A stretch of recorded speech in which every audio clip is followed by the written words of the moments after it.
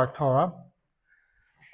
As you know, we said Hallel today because we recognize miracles when they happen in our lifetime.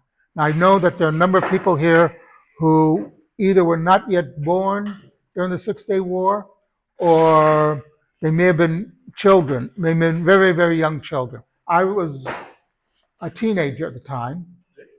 Yeah, I'm that old. I'm ancient.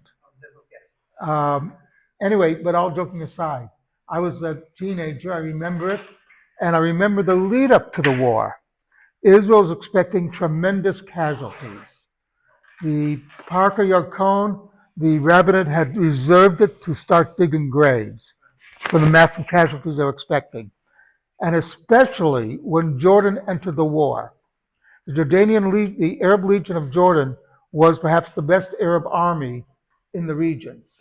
So when Jordan entered the war, the IDF was expecting huge casualties in fighting them.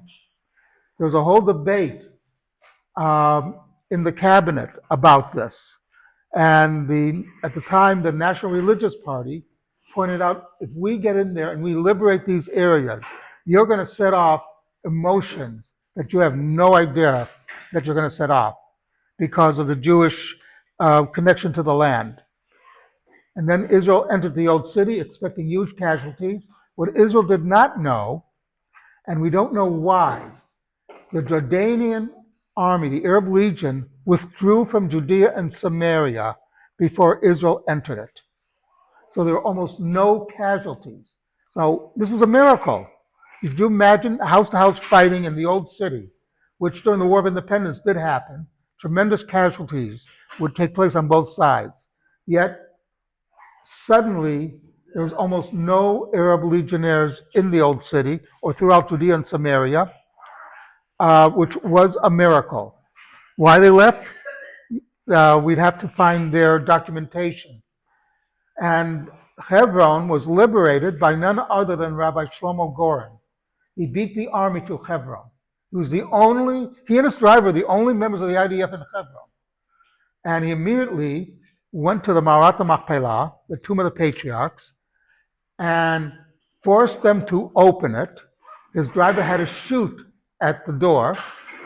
I think the bullet holes are still there. He went in, began praying, began davening. The mayor of Hebron goes to him to surrender. And Rabbi Goren said, listen, I cannot accept your surrender here. In here, you surrender to God. After I finish praying, we'll go outside and you can surrender to me. So, like I said, this day represents miracles beyond miracles within our lifetime, which is why we say Hallel, which is why we celebrate. And if you don't recognize God's hand in all this, then you might be a little blind. Something to think about. Kaddish Rabbanim.